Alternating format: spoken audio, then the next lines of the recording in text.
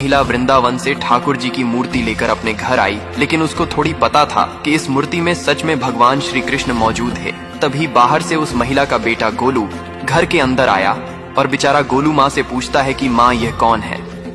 तो गोलू की माँ कहती है, बेटा गोलू ये हमारे भगवान है। लेकिन ठाकुर जी की मूर्ति घर में आने से गोलू बेचारा हैरान हो गया था, क्योंकि घर में जब भी कोई नई चीज बनती तो सबसे पहले ठाकुर जी को भोग लगता था। पहले यह सब चीजें गोलू को मिलती थी। इससे गोलू ठाकुर जी से बहुत चिढ़ता था और मन ही मन ठाकुर जी को कोसता था। एक दिन गोलू की माँ काम पर जाते समय बोली, बेटा गोलू यमुना जी से मटके में जल भर कर लाना।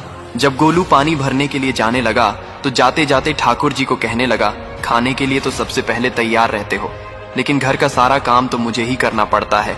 अगर आपको यहाँ रहना है तो काम भी करना पड़ेगा। इतना कहकर गोलू यमुना जी से जल भरने के लिए चल पड़ा।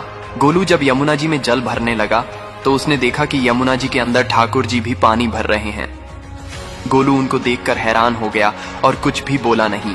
गोलू घर आकर डर गया था कि अगर माँ को पता लगा कि मैंने ठाकुर जी से काम करवाया है तो आज मेरी पक्की पिटाई होगी।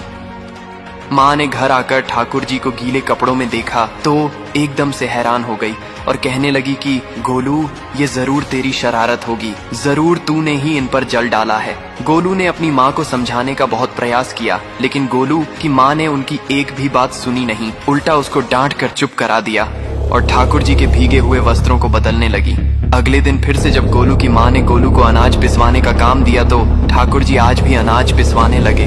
जब गोलू की माँ ने देखा कि ठाकुर जी के वस्त्र के ऊपर सूखा आटा पड़ा है तो माँ ने फिर गोलू को डांटा, गोलू तुझे पता नहीं कि ये हमारे भगवान है और तू भगवान के साथ ऐसी शरारत करता है। आज तूने फिर से ठाकुर जी के ऊपर आटा फेंका, कल तुमने पानी डाला था। तब बेचारा गोलू शपथ लेकर कहने लगा, नहीं माँ मैंने कोई शरारत नहीं की है, ठाकुर जी ने खुद मेरे हाथ से गेहूं का कनस्तर लेकर खुद पिसा था। गोलू की माँ आज बहुत गुस्सा हुई। अगले दिन फिर माँ बोली, बेटा गोलू आज तुम्हारे बाबा बाहर गांव से वापस लौट कर आने वाले हैं, बस आज का ही काम है, तुम जंगल से थोड़ी लड़कियां ले आना।